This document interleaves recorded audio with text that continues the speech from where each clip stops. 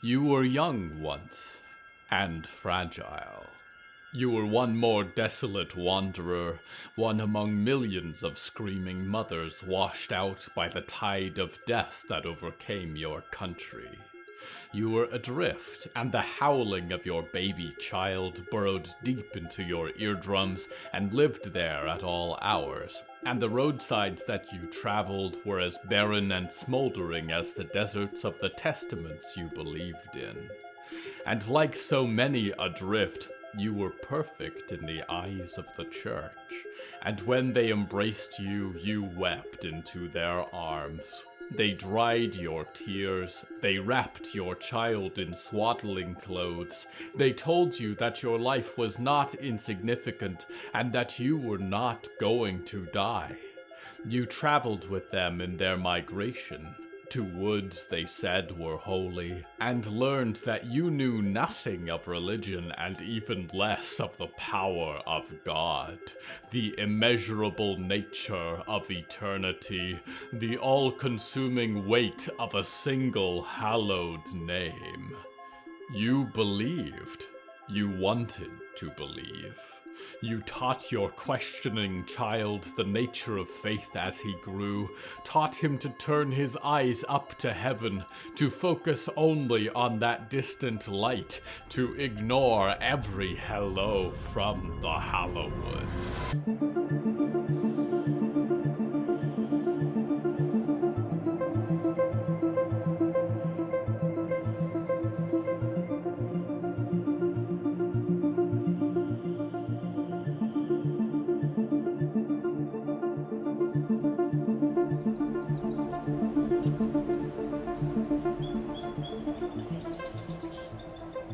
Right now, it is best not to try and understand where I am sitting. This is the issue with indescribable things. They are many things at once, and none of them. I describe them with words for you so that you can imagine something that is not right, but allows some faint understanding of the idea to be filtered into your mind. Imagine, then, that I am sitting in a break room, although it is an ironic one, for it serves a base of employees who were designed to be tireless. In this break room, two former auditors of souls count their hours carefully. The theme of tonight's episode is plots.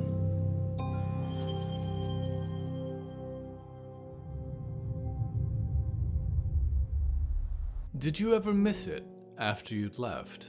said Polly, picking at a nail.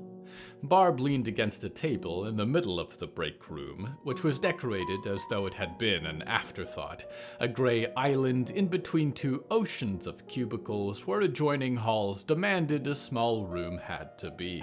The posters that adorned the walls were stoic things, white posters with bold black text that contained motivational phrases like audit, conform, and accuracy be accurate.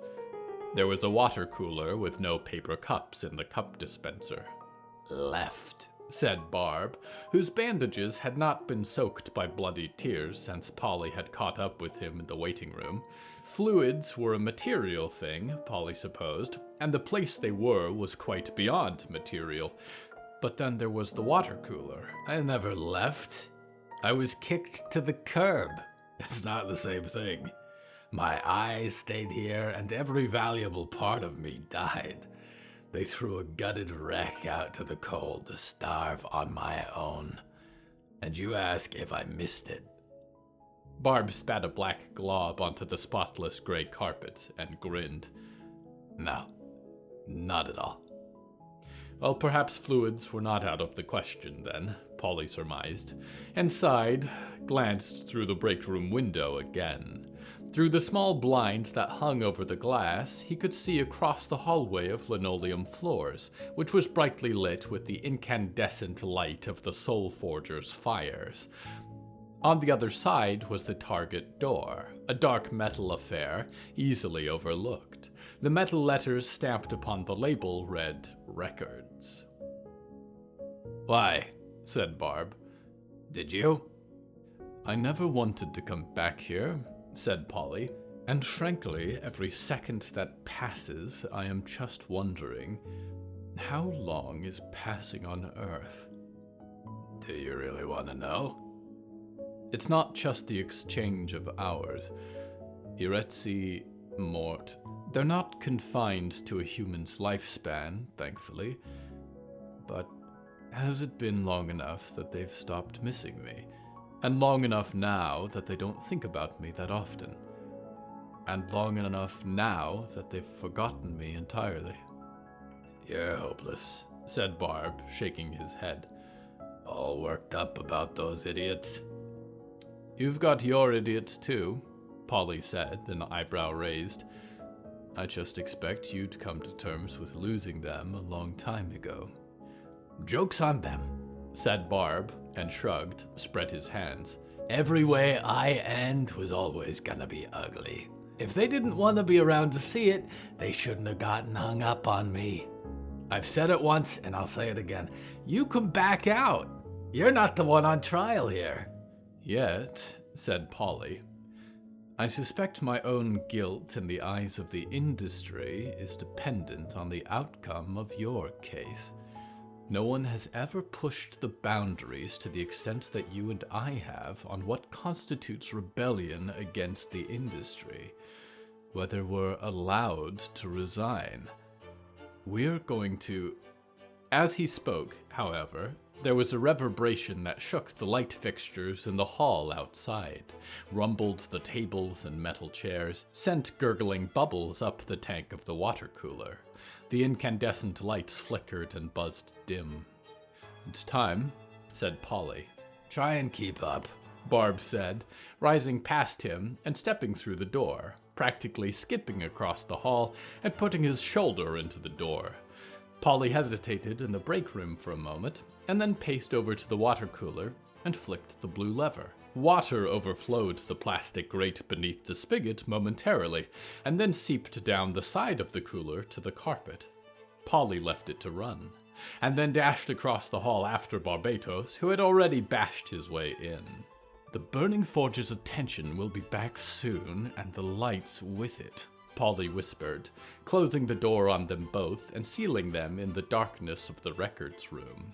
He snapped his fingers to suspend a candle flame from the end of his fingertip, a luxury for flair more than for necessity. Many of his sights worked fine in the dark, and Barb was in the depths of the filing cabinets already, rustling like a seagull in a pit of garbage. Seconds, Barb, Polly hissed. Listen, kid, I'm working blindfolded, said Barb, and then his yellow teeth aligned themselves in a satisfied grin as he pulled a black folder from a filing cabinet drawer. And then there was dirt.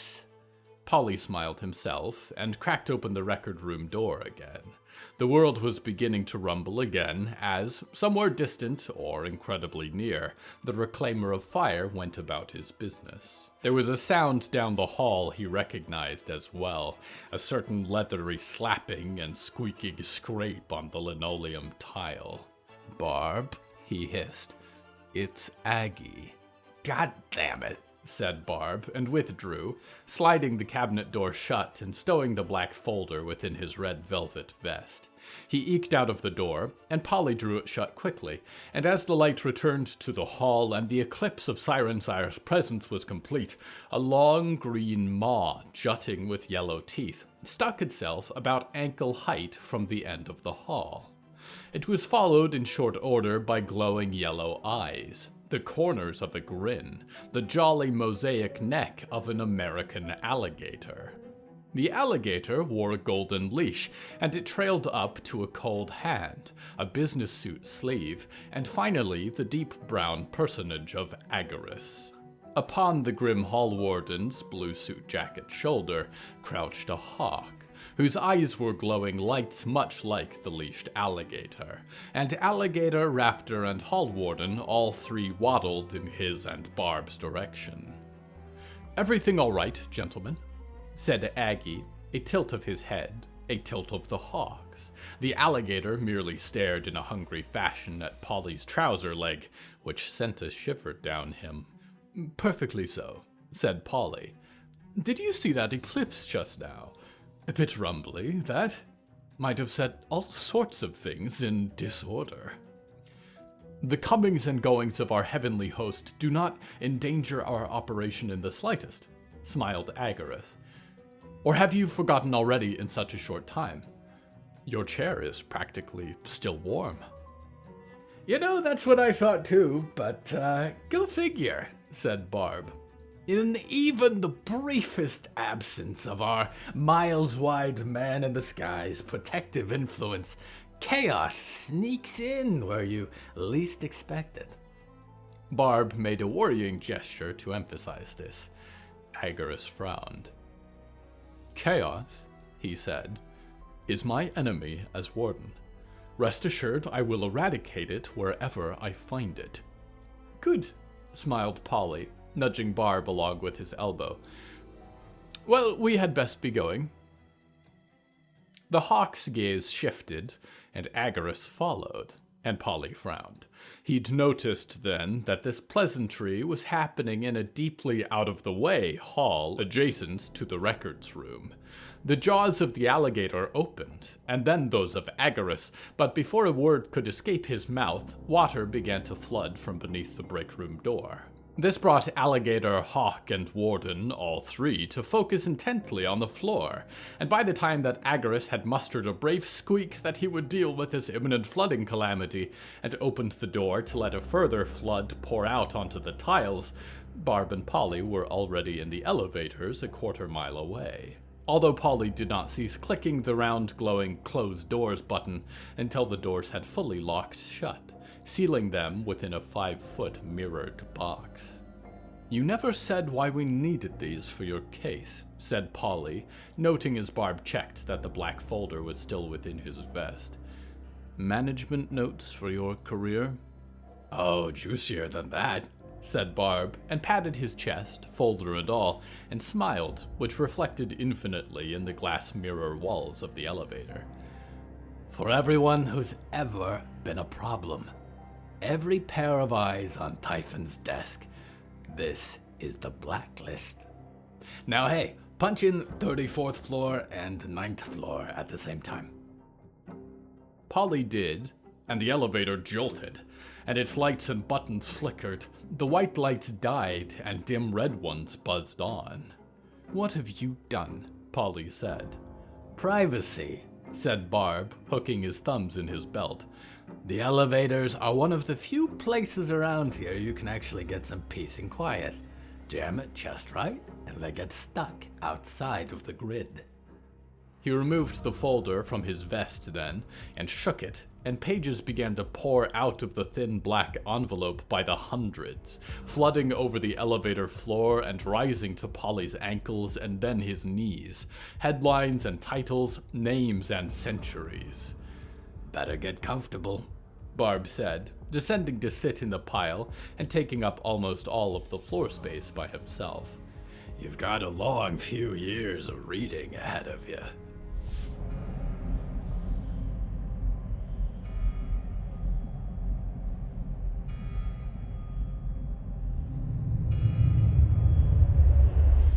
Where are you to go, dreamer, in this ever-changing world? Where are you supposed to stake your ground, claim your plot of land, and live your life? Your cities are ruinous heaps fit only for ghosts. America is a wasteland where the survivors of the past decades and those returned from shelter in dreaming boxes struggle with each other as much as with the poisonous land and deadly wildlife. Your countries are broken, and those that still live take shelter in fortifications of their own making, desperate to keep the evil out. You could walk north into the heart of your world's corruption and lay out the foundations of a cabin beneath twisting stars. You could watch emerald constellations breathe as your years pass. You could farm hideous vegetables. Would you feel at home there, dreamer? Would you feel like a part of the world or rejected by it? Your very presence, foreign and forgotten, as stranger kinds rise around you, until you and your plot of land are only an archaeological curiosity for frogs. We go now to one who is familiar with plots of land.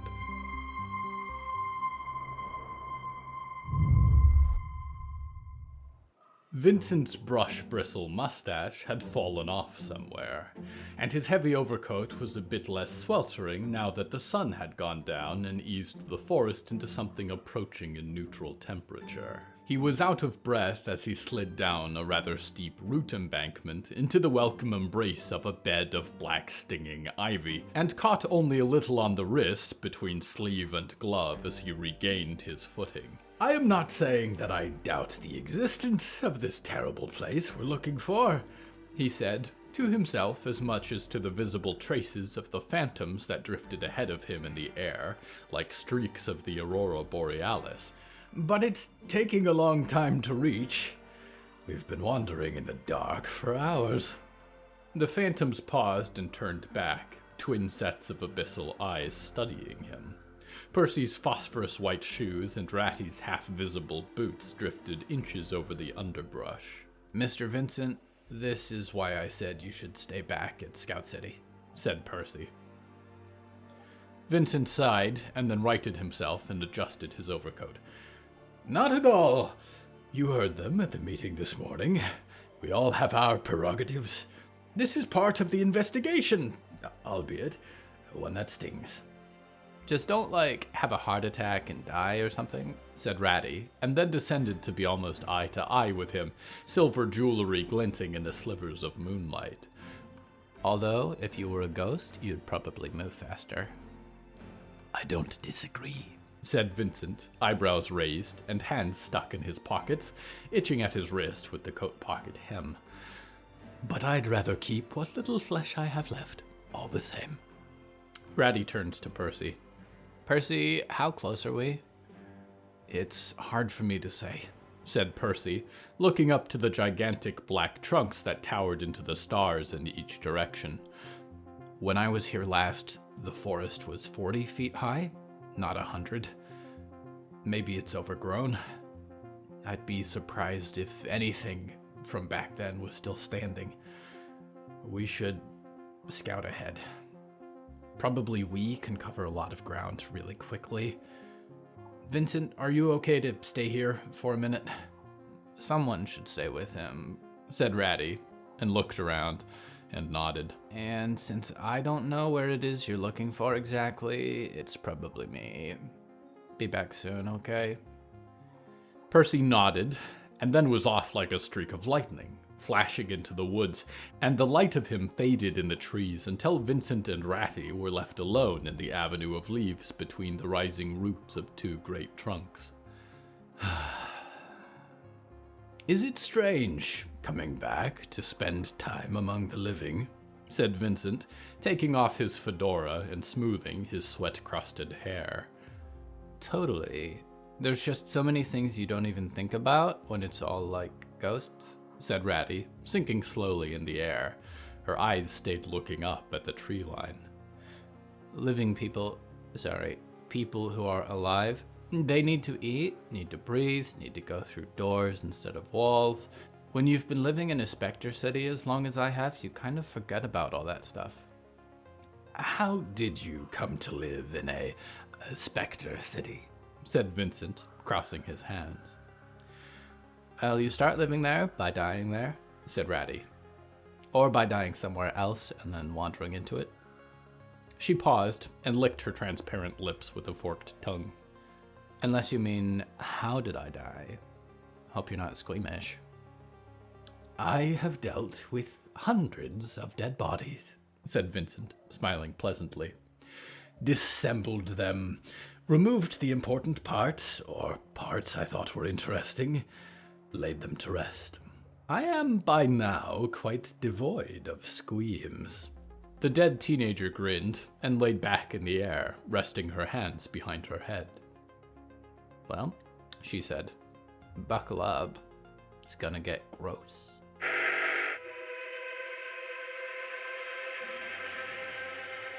The peaceful transition of the Botulus Corporation from being run by Oswald Biggs Botulus is already underway. The people have spoken and they have been loud. Thank you for your wonderful reviews of our patch update here in Barks Pleiades. You may be wondering, Lady Ethel, why did it take you so long to return to us? Well, I've been busy. I had to take a long, hard look at the woman in the mirror. I went through my old autobiography. I stared the old Ethel in the face. She wanted power, fame, control. She had no idea of the ramifications that her actions would bring on the world. That is not the Ethel who currently is asking for your support for CEO. I understand what it is I've done to you, to every member of our happy dreaming family, to a sleeping populace for decades, and what I want is the best possible future for you. I want to solve the problems that the Botulus Corporation has caused. I want to use our power to enhance your life and the lives of your children born after you in the care of the Botulus Corporation. I want to make the dreaming box you sleep in the home we promised you. Will you give me the chance to show you the new Ethel, to show you a brand new dream?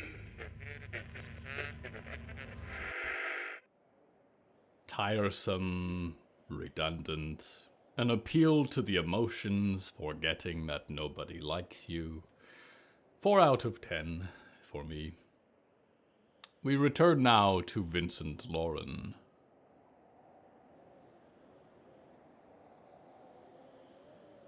Percy had still not returned, and only the wind moved in the high boughs of the great pines, and the occasional song of the breeze moving through some distant canyon or hollow. In the darkness, Ratty continued to speak, drifting in the air over him like a firefly.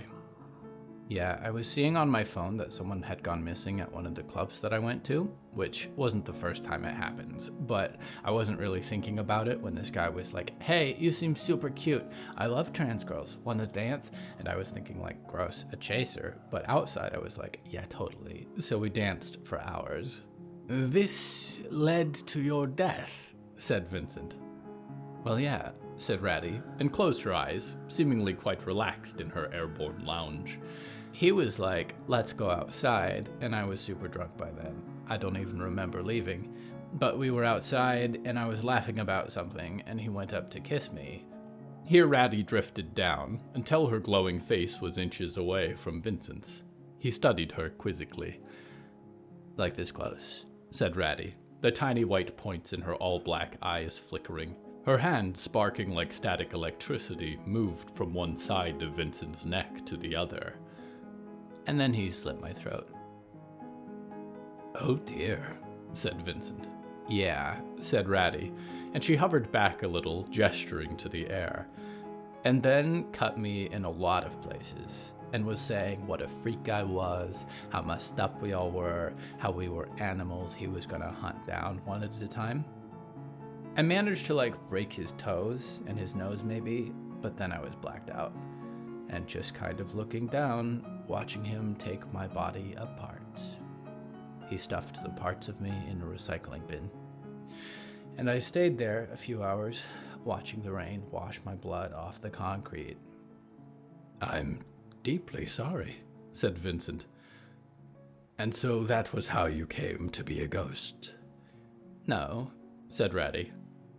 "Well, I could have left. The sky was huge and it was pulling me. I felt like it was time to go. But then I was like, hold the fuck up. I just got killed in the most homophobic way possible. And like, if I just float off, they find my body in a few days and write a nice newspaper article that doesn't really identify me because my parents would be too embarrassed to use my name or tell people where I was when I died. And maybe my friends would see that someone else had disappeared from the gay village, and then it would be them dancing when that creep comes back. So I was like, no, I am going to find him and I am going to make his life a living hell. Is that how it works? Said Vincent. You can choose to stay. I don't know. I did, said Ratty, and shrugged, and then grinned viciously. I enjoyed it too. I found him, his little apartment. I started by just watching, and it seemed like he knew that someone was. He was jumpy. I watched him wake up, brush his teeth, shower, go to work, come home, go to sleep. Disgustingly normal. Then I started messing with him, moving things around his house, slamming doors, breaking windows. I found that the angrier I got, and I was fucking furious, the harder I could hit things that otherwise I'd just pass through, the brighter I burned. I assume you killed him. It wasn't as cool as I was expecting, shrugged Ratty. I was just trying to trip him up a bit on his way down the stairs. He was going back to that club, but I tripped him too good, and his head smashed open like a watermelon on the stairs. And for a moment, his soul was just there. And he was like, You, said Vincent. Then I ate him, said Ratty. And after that, I went outside, and I didn't really notice that the rain was black. I just liked the look of it, making puddles in the street with all the rainbow signs glowing in them, watching my friends waiting in lines outside the coat checks of our favorite places, watching a crowd of half-naked gay people dance to 70s music videos in a tiny room with no air conditioning. When the morning came, the world pretty much began to fall apart all at once, but the last night was nice. I remember those clubs, said Vincent, hands folded over his overcoat. He had come to lean back against the root surface behind him. I remember dancing. I didn't go often. It frightened me, but I admired the freedom of it. I was always reserved. I liked to meet my men at coffee houses, cafes, the cinema. But to watch them moving to Madonna or the Pet Shop Boys, utterly themselves, without a care in the world, I liked that. You were one of those weirdos that goes to a dance club and doesn't dance, said Ratty. I was shy, said Vincent. The only dance I knew was the Charleston. I don't know who that is, said Ratty. It went like this, said Vincent, and rose on straining bones. You did kind of a step back and a forward like this with the feet, and the twist and the arms. Yeah, I guarantee only dinosaurs danced like this, said Ratty, and smiled with her sharp teeth. But I'm sure in Grandpa time, that was great. Vincent's attempt at the Charleston was interrupted by a sound, a trumpeting echo that rang over the treetops, the high and hollow notes of a church organ. Vincent looked up, and the smile disappeared from his face as he realized Percy had returned, shining half-lit in the air. He righted himself immediately. Percy's hair was a nest of glowing embers. His skin pulsed with waves of static. Percy, said Vincent, did you find our missing church? Percy, what's wrong? Said Ratty. It's worse than I thought, he said. And I am trying very hard right now not to do what I always do, which is burn it all down. It's out there. But I need to talk with the others. With Diggory, with Riot. There's a lot. Right now we need to move. And then the sound of the far-off organ thundered again over the forest, and Vincent scrambled after the ghosts back the way they had come, but glancing over his shoulder noticed that a masked figure stood between two distant pines, head tilted, the skin of a drum stretched across its face.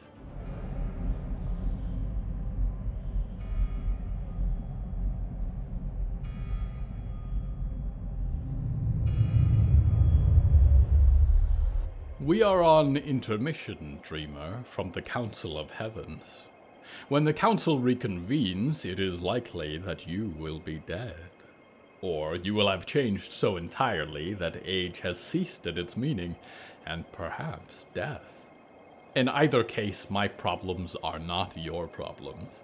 Much that I feared is coming to pass.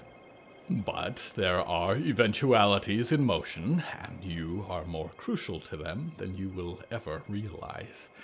I do not expect the Council to understand. Their aim is fixed on conspiring against me, against each other, shaking hands over the table and dealing cards beneath it, full of themselves. Scry looks up the thread and sees darkness. I feel it. Heavy, staring inwards. I have known its touch on earth for long centuries indeed. We go now to one entering a place holy to the black eternity. The gates were rusted and black and open. Cole pushed through them, noted that the path was well trod. The grounds were somehow preserved against the grasp of the forest, and although the trees spread their roots above and beneath the twinned ruined churches, almost entirely enclosed them in a secretive hollow of bark, it must have been hallowed ground that he walked across. Memories of Heather were still burned freshly into his mind, spitting up blood, murdered by the pig-man called Shank. Her words about saving this city. But she was not the only corpse that he gave mind to. There had been others. Abraham Walker carried in parts by Puck into Scout City. Rowell Greenstreet, suspended over the forest floor by reels of rusted cable. 4 bodies like sickening angels in a Scout City park. Repent spelled out over the body of the cello player in a warehouse in Scout City's roots. How much had Heather known? How much had she been a part of? And was he being lured into a trap? He picked his teeth with the legs of his centipede-like tongue, and kept his hand on the telescoping baton at his side as he stepped across the level church grounds.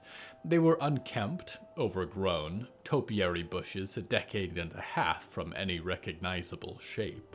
2 structures dominated the lot. One was ruined, charred timbers and sheaves of modern stone collapsed into ruinous shards. Fire had claimed it, and left barely more than a front door and a skeleton of a hall left standing. The other structure was a humble chapel of large gray stones, and it stood intact and unburned on the far side of the property. Cole saw no hint of others as he crossed towards it, save for the footprints. He paused, finding the large oaken double doors ajar, and found his resolve. For Heather, he had to hear her out, see this through, and in some way go where Clementine never had, into the heart of it.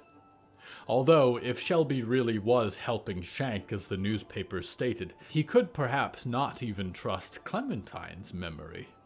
He pushed against the chapel doors and stepped in. The chapel itself was a dark stone chamber, with rows of wooden pews in disarray, shoved back towards his end of the room to make way for construction materials that piled across the floor up at the altar. Towering against the back wall and rising 20 feet into the air was an organ of immense power. Large wooden and golden pipes, which coalesced into a single wide set of unfinished keys. The trace of moonlight that shone down from the sky outside was all the light he had, but catching glints of it, he could also make out 3 masks. The open grin of the mask of shattered piano keys, a mask fashioned from a flattened section and keys of a brass instrument, and a mask comprised of 2 or 3 plates of shell from a fiddle, with unseen eyes peering through the curved cuts in the wood. The masked figures otherwise had only black robes and hoods. There was a fourth person in the room also, who laid across a scattering of cushions beneath the altar, on the steps of the central pedestal. They were draped in long black robes that trailed down the steps, which obscured their body, and they wore a mask that seemed to be made of a half-dozen trumpet ends, flattened and cut to resemble sunflowers. The sunflower mask tilted as he took a first step into the moonlit chapel. "You came," said one of the masked trio. Cole was not sure which. "We weren't sure if you had it in you," said another. "Which one of you is the fifth string?" Cole said, and produced the slip of parchment Heather had pressed into his hand with her dying breaths. "Heather told me to come here. She said what you do is fight monsters. I served alongside her as a Scout City deputy for years. I owe it to her memory. She's been killed tonight by the Pigman." "We know," said the member whose mask was a shattered fiddle. "We were there, trying to take him down." "He's still on the loose," Cole said. "There's a lot I don't understand about you, and I need to." "It's too bad anything you learn you'll have to take to your grave," hissed the one in the piano mask, cocking their head, stepping forward. In the back, the prone-robed figure raised an arm. "Enough," they said, and beckoned him closer with a black-gloved hand. "I am the fifth.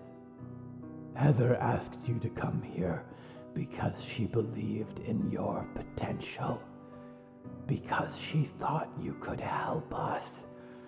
I trust her judgment." "He's the sheriff's boy," said the piano mask, looking back to the dais. "He'll tattle on us."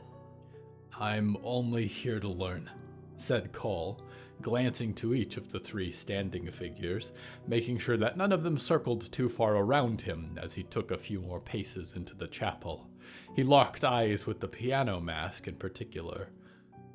"Nothing more." "Having a cop on our side was useful, Keys," said the one whose mask was made of saxophone shells and keys and banding. "Perhaps even essential for our operation." Cole stepped carefully down the room towards the dais. The three standing members of the quartet maintained their places in the pews, watching him. He came to kneel a few paces in front of the fifth, lounging upon the steps of the chapel. Their mask of golden sunflowers studied him with a half-dozen dark spots like eyes. "Do you know who built this place?" said the fifth. Cole looked around. "There used to be a religious group of some kind out here," he said. "Don't know much beyond that some folks at Fort Freedom had a tangle with them. It's not far from where the instrumentalist's house used to be either." "Yes, Solomon Reed is deeply important to us," said the fifth, and they raised another arm, black-robed and gloved, to gesture to the quiet pipe organ behind them. "He built all this. He came so close to fulfilling his purpose, but he was only human and in the end prone to error.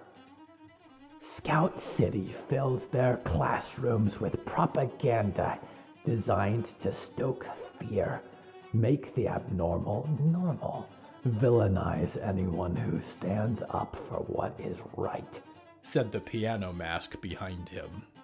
"But the truth is that Solomon Reed saw the evil creeping into our community. He tried to stop it, purify it at any cost so that future generations could be saved, and they slaughtered him for it," said the brass mask.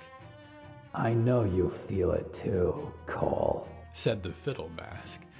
"The world slipping into madness. We open the door for monsters in Scout City, and they creep inside and they corrupt us." Humankind used to be a pure species, not fucked by the black rains, not slaves to every sin under the sun. Scout City could have been a fresh start for humankind, and we've squandered it on a den of debauchery. Repent, Cole said, looking back from the fifth to the other three. What does that mean? What we're fighting for, said the fifth, and Cole returned his gaze to the sunflower mask, is to restore what could have been, to complete Solomon's vision, to purify Scout City of monsters and madmen and pagans and sodomites. There are still good people there worth saving. How many have you killed? Said Cole. Why did you kill them? What makes you any different from Shank? The pig man is exactly the kind of evil we are trying to drive out of Scout City, said the fifth. A vicious brute who kills for fun. We identify the most important activists for this monster-loving movement in Scout City, and we offer them the choice. Either they repent or they die. They make the choice. Everyone gets a chance at salvation. Abraham Walker was a faggot who stopped Fort Freedom from butchering that cannibal giant Big Mikey back when they were kids. The blood on his hands is the blood of everyone Big Mikey ever ate, said the fiddle. Strike number 1.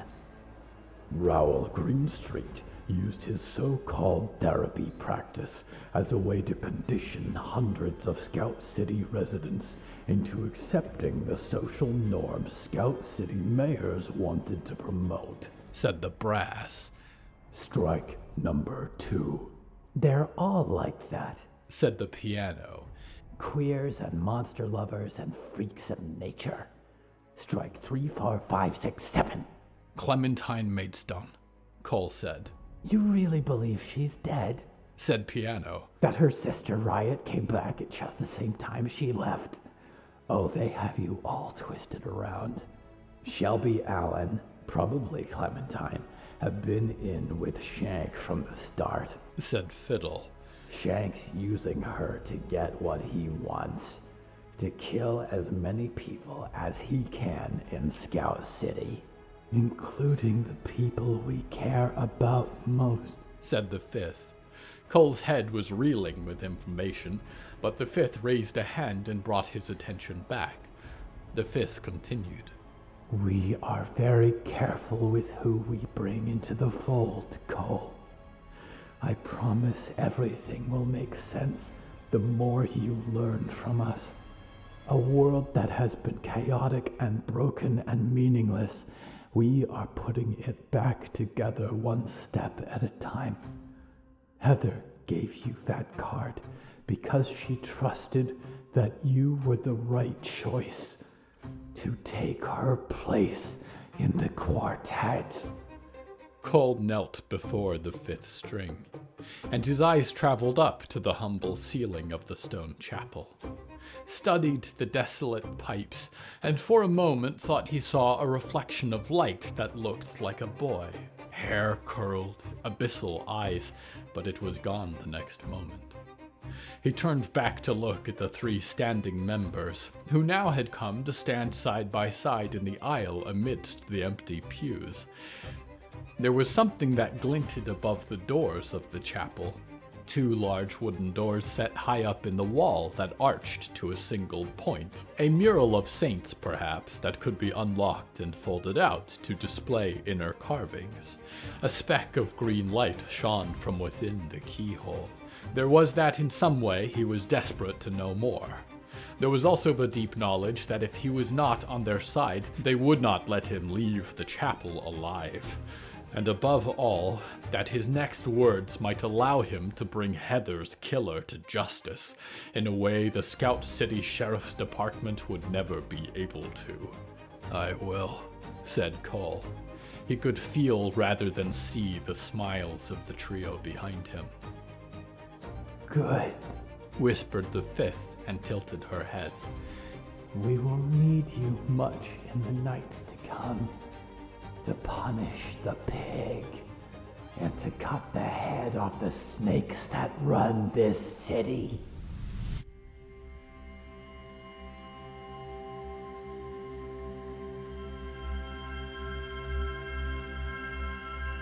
Plot. There is still time to undo what has been set into motion. But even if we cannot escape the power that has begun to work against us, there is, I hope, a means to persist, to survive, to suffer the flaying wind to pass, for schemes and regimes rise and fall, but some things are immutable. Love cannot be broken. Empathy cannot be shattered. Kindness is as much an unshakable part of this universe as matter or its absence. Fear and violence boil over for a time and then are gone. And we are changed by them and scarred by them, but not destroyed. Your tribulation comes a little sooner than mine, dreamer. Until the final plot is revealed, I am your loyal host, Nickignick, waiting schemily for your return to the Hallowoods.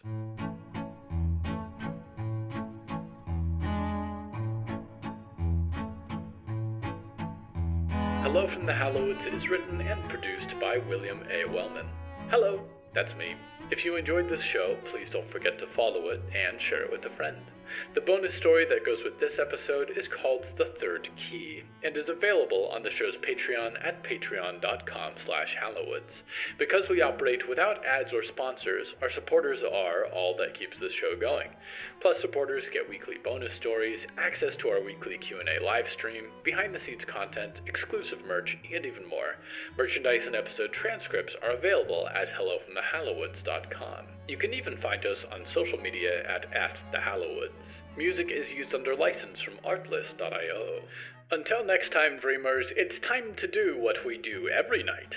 Craft an evil plan to stay inside and hide under as many blankets as possible.